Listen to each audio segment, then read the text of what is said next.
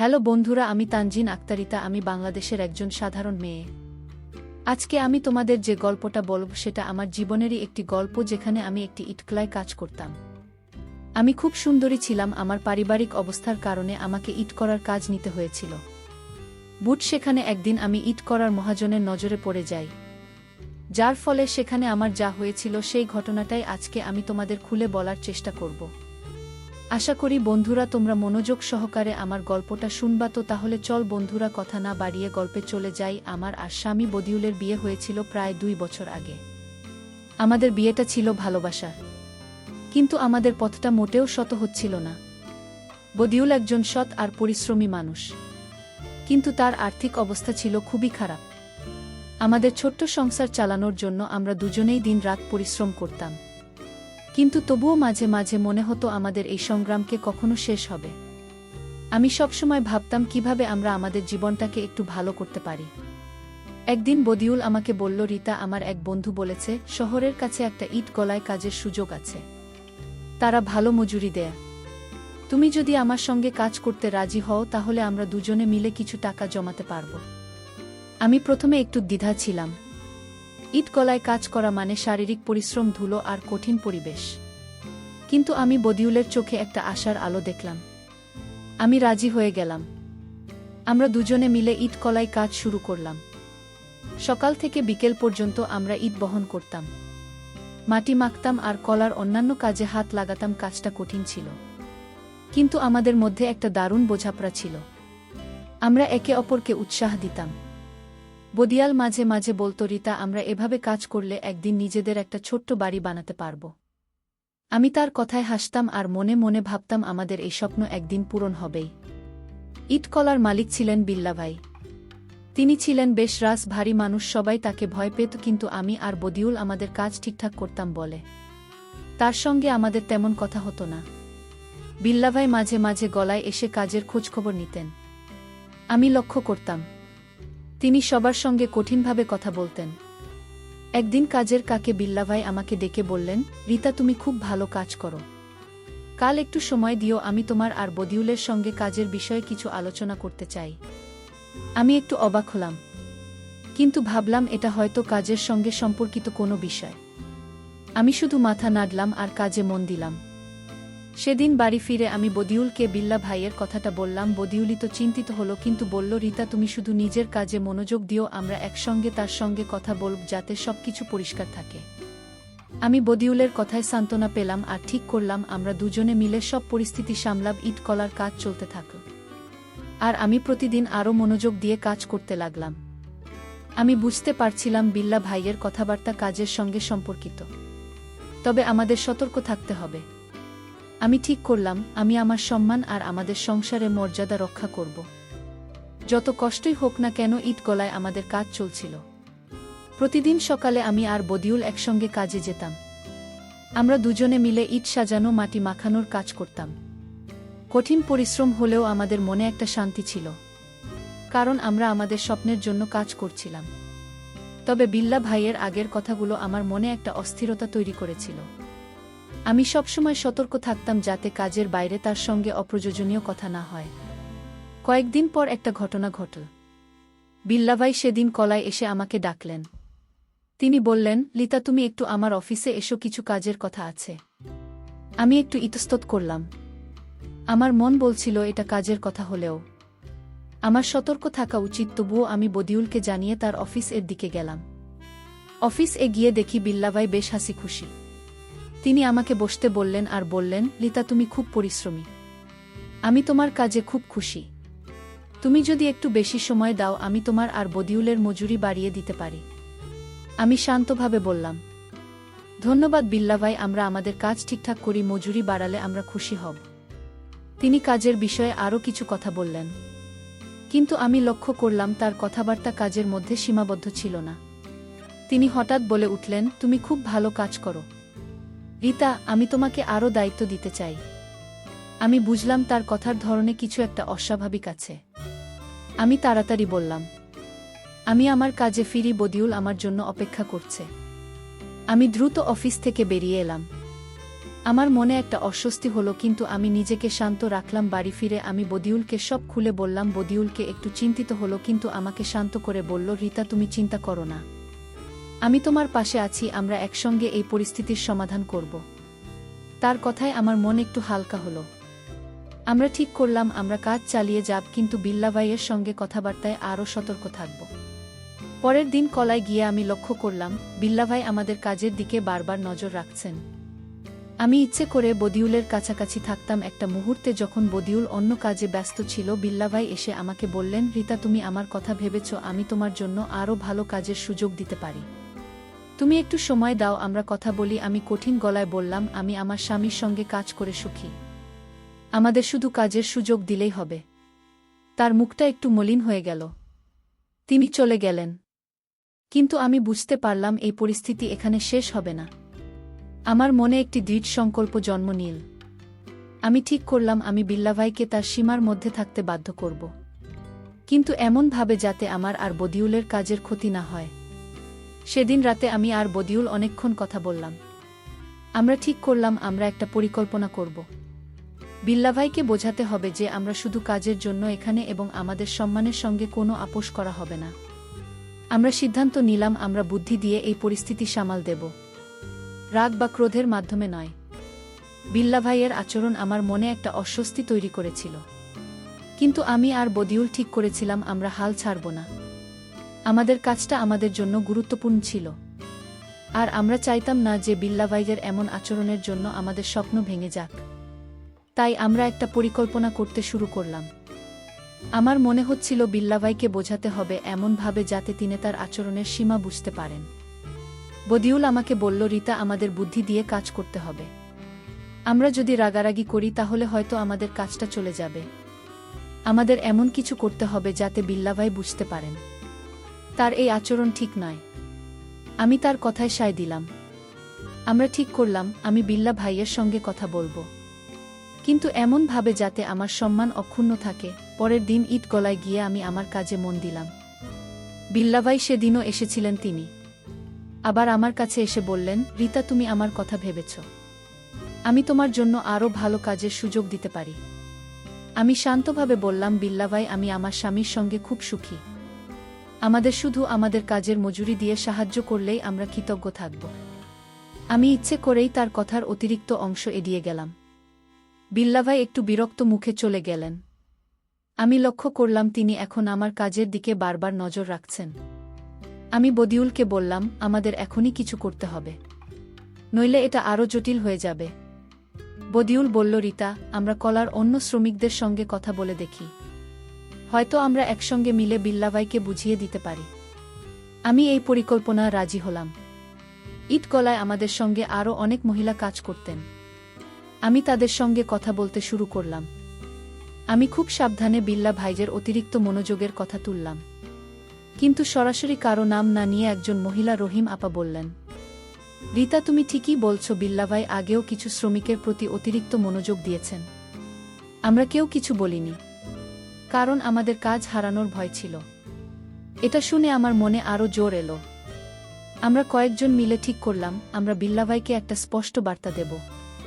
আমরা পরিকল্পনা করলাম, যখন বিল্লা ভাই আবার আমার সঙ্গে অতিরিক্ত কথা বলার চেষ্টা করবেন, তখন আমরা সবাই একসঙ্গে তার সামনে দাঁড়াব। আমরা তাকে বুঝিয়ে দেব যে আমরা শুধু আমাদের কাজ করতে এসেছি, আর আমাদের সম্মান নিয়ে কেউ কোনো কথা বললে আমরা চুপ থাকব না। সেদিন বিকেলে বিল্লা ভাই আবার আমার কাছে এলেন। তিনি বললেন, রিতা, তুমি আমার কথা এড়িয়ে যাচ্ছ কেন? আমি তো শুধু তোমার কাজের উন্নতির কথা ভাবছি। আমি তাকে থামিয়ে বললাম, বিল্লা ভাই, আমরা এখানে শুধু কাজ করতে এসেছি, আমাদের কাজের বাইরে কোনো কথা বলবেন না। ঠিক তখনই রহিমা আপাসহ আরও কয়েকজন মহিলা এগিয়ে এলেন। তারা বললেন, আমরা সবাই একসঙ্গে আছি, আমাদের কাজটা ঠিকঠাক দিন, আমরা আর কিচ্ছু চাই না। বিল্লা ভাই একটু থতমত খেয়ে গেলেন। তিনি কিছু না বলে চলে গেলেন। আমার মনে একটা শান্তি এলো, কিন্তু আমি জানতাম এটা এখানেই শেষ নয়, আমাদের আরও সতর্ক থাকতে হবে। বিল্লা ভাই সেদিন আমাদের সবার কথা একটু থমকে গেলেন। আমি আর রহিমা আপা সহ অন্য মহিলারা একসঙ্গে দাঁড়িয়ে তাকে স্পষ্ট করে বলেছিলাম, আমরা শুধু আমাদের কাজ করতে এসেছি। তার মুখে কোনো কথা ছিল না, তিনি চুপচাপ চলে গেলেন। আমার মনে একটা জয়ের অনুভূতি হলো, কিন্তু আমি জানতাম এটা এত সহজে শেষ হবে না।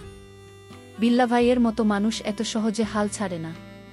পরের দিন কলায় গিয়ে আমরা দেখলাম বিল্লা ভাই এলেন না। আমরা সবাই একটু অবাক হলাম। সাধারণত তিনি প্রতিদিন কলায় এসে কাজের তদারকি করতেন। আমি বদিউলকে বললাম, এটা কি আমাদের কথার ফল নাকি তিনি অন্য কিছু ভাবছেন? বদিউল বলল, রিতা, আমাদের সতর্ক থাকতে হবে। আমরা কাজ ঠিকঠাক করব যাতে তার কাছে কোনো অভিযোগ করার সুযোগ না থাকে। কয়েকদিন কেটে গেল, বিল্লা ভাই কলায় আসতেন, কিন্তু আমার সঙ্গে আর সরাসরি কথা বলতেন না। আমি লক্ষ্য করলাম তিনি এখন আমাদের কাজের দিকে বেশি মনোযোগ দিচ্ছেন, তবে মাঝে মাঝে দূর থেকে আমাদের দিকে তাকান। আমি রহিমা আপাকে বললাম, আপা, বিল্লা ভাই যেন কিছু একটা ভাবছেন, আমাদের আরও সতর্ক থাকতে হবে। রহিমা আপা বললেন, তুমি ঠিক বলছো রিতা, আমরা সবাই মিলে একে অপরের পাশে থাকব। একদিন কাজের শেষে বিল্লা পায় হঠাৎ আমাদের সবাইকে ডেকে একটা ঘোষণা দিলেন। তিনি বললেন, তোমরা সবাই খুব ভালো কাজ করছো। আমি তোমাদের জন্য একটা ছোট্ট পুরস্কারের ব্যবস্থা করেছি।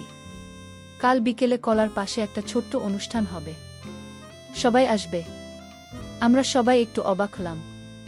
বিল্লা ভাইয়ের এমন উদারতা আমরা আগে দেখিনি। আমার মনে একটা সন্দেহ জাগল, বদিউল কি? আমি বললাম, এটা কি তার কোনো নতুন চাল? আমার মনে হচ্ছে এর পেছনে কিছু একটা আছে। বদিউল বলল, রিতা, আমরা সবাই মিলে যাব, তুমি আমার কাছেই থাকবে।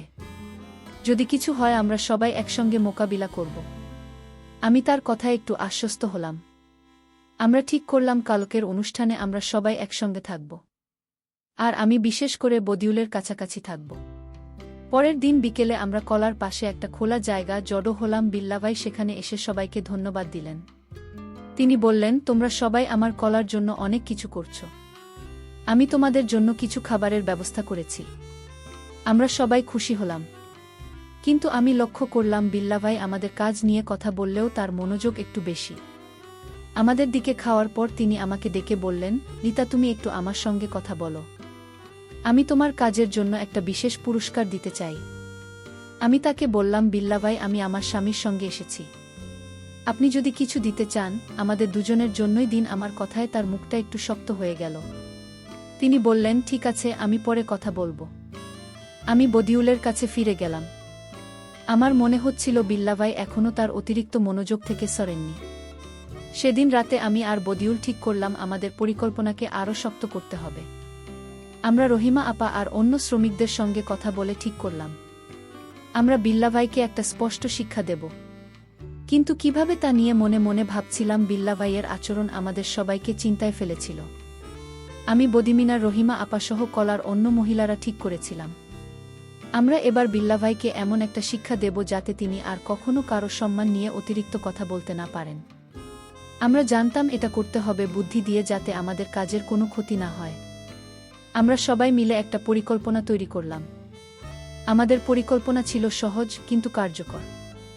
আমরা ঠিক করলাম বিল্লাভাই যখন পরের বার আমার সঙ্গে একা কথা বলতে চাইবেন, আমি তাকে এমনভাবে কথা বলবো যাতে তিনি তার উদ্দেশ্য সবার সামনে প্রকাশ করে ফেলেন। রহিমা আপার বদিউল আমার পাশে থাকবেন, আর কলার অন্য শ্রমিকরাও আমাদের সমর্থন করবে।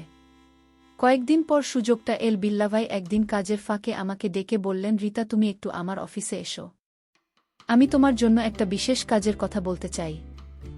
আমি জানতাম এটা তার আরেকটা চাল। আমি শান্তভাবে বললাম, ঠিক আছে বিল্লাভাই, তবে আমি আমার স্বামীকে সঙ্গে নিয়ে আসব। তিনি একটু বিরক্ত হলেন, কিন্তু বললেন, ঠিক আছে, তুমি একাই এসো, আমি শুধু তোমার সঙ্গে কাজের কথা বলতে চাই। আমি বদিউল্লাহ রহিম আপাকে ইশারায় জানালাম আমরা আগে থেকে ঠিক করে রেখেছিলাম আমি অফিস এ যাব, কিন্তু বদিউল্লাহ রহিম আপা দরজার কাছে লুকিয়ে থাকবেন। আমি অফিসে গেলাম। বিল্লাভাই আমাকে বসতে বললেন আর বললেন, রিতা, তুমি আমার কথা এড়িয়ে যাচ্ছ কেন? আমি তোমাকে আরও ভালো কাজের সুযোগ দিতে পারি। আমি ইচ্ছে করে তার কথায় সায় দিয়ে বললাম, আপনি কি ধরনের সুযোগ দিতে পারেন? বিল্লাভাই আমাকে স্পষ্ট করে বলুন। বিল্লাভাই ভাবলেন আমি হয়তো তার কথায় আগ্রহী হচ্ছি। তিনি বললেন, তুমি আমার সঙ্গে একটু বেশি সময় কাটাও। আমি তোমার আর বদিউলের মজুরি দ্বিগুণ করে দেব, আরও অনেক সুবিধা পাবে। ঠিক তখনই আমি জোরে বললাম, বিল্লা ভাই, আপনি কি আমাদের কাজের বিনিময়ে অযাচিত শর্ত দিচ্ছেন? আমরা এখানে শুধু কাজ করতে এসেছি। আমার কথা শুনে বদিউল্লাহ রহিম আপার দরজা খুলে ভেতরে ঢুকলেন। বিল্লাভাই থতমত খেয়ে গেলেন। রহিম আপা বললেন, বিল্লাভাই, আমরা সবাই শুনেছি আপনি এমন আচরণ আরও কতজনের সঙ্গে করেছেন। আমরা এখানে কাজ করি, আমাদের সম্মান নিয়ে কথা বলবেন না।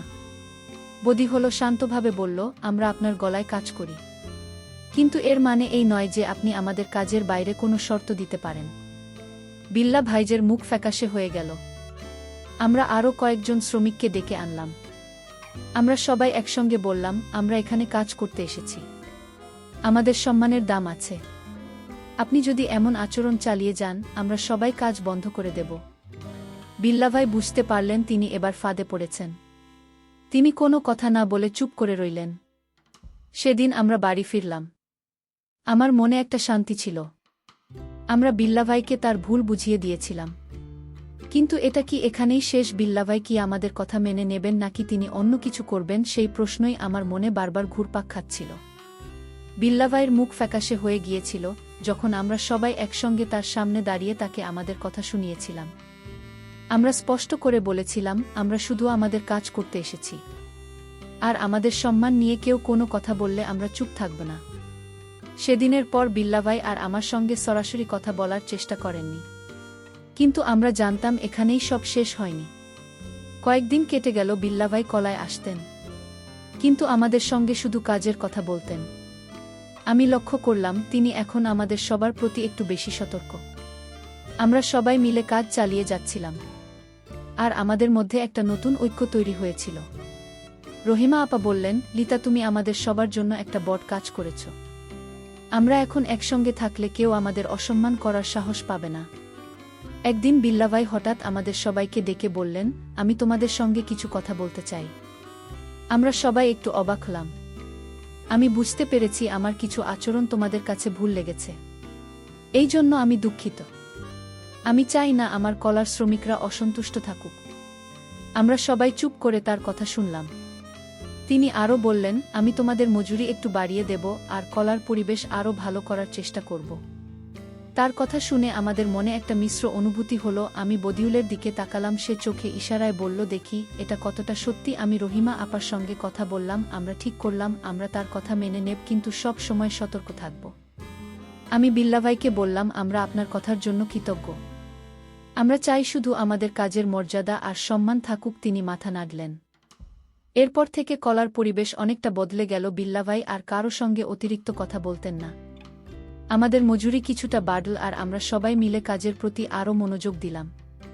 আমি আর বদিউল আমাদের স্বপ্নের দিকে এগিয়ে যাচ্ছিলাম। আমরা টাকা জমাতে শুরু করলাম যাতে একদিন আমাদের নিজেদের একটা ছোট্ট বাড়ি হয়। একদিন রাতে আমি আর বদিউল বসে কথা বলছিলাম। আমি বললাম, আমরা একসঙ্গে এত বড় একটা সমস্যার মোকাবিলা করেছি, এটা আমাদের শক্তি। বদিউল হেসে বলল, রিতা, তুমি আমার পাশে থাকলে আমরা আরও অনেক কিছু করতে পারব। আমার চোখে পানি চলে এল। আমি বুঝলাম আমাদের একটা আর সাহসী আমাদের সবচেয়ে বড় শক্তি। পরিশেষে বন্ধুরা, আমি তোমাদেরকে বলব, আমাদের জীবনে যে কোনো কাজে মনের সাহস এবং একটাই আমাদের বড় শক্তি। আমরা যখন সবাই মিলে বিল্লা ভাইদের ভুল আচরণের বিরুদ্ধে দাঁড়িয়েছিলাম, তখন আমরা জিতেছিলাম। নিজের সম্মান রক্ষা করতে হলে সাহস আর বুদ্ধির প্রয়োজন। কখনো ভয় পেয়ে চুপ থাকলে নিজের ক্ষতি হয়। আমাদের এই গল্প আমাদের শেখায় নিজের মর্যাদার জন্য লড়াই করতে হয়, আর সেটা যদি একসঙ্গে করা যায় তাহলে সাফল্য নিশ্চিত। বন্ধুরা, গল্পটি ভালো লাগলে লাইক, শেয়ার এবং সাবস্ক্রাইব করে আমাকে অনুপ্রাণিত করবা। বন্ধুরা, এতক্ষণ ধৈর্য ধরে গল্পটি শোনার জন্য তোমাদের সকলকে অসংখ্য ধন্যবাদ।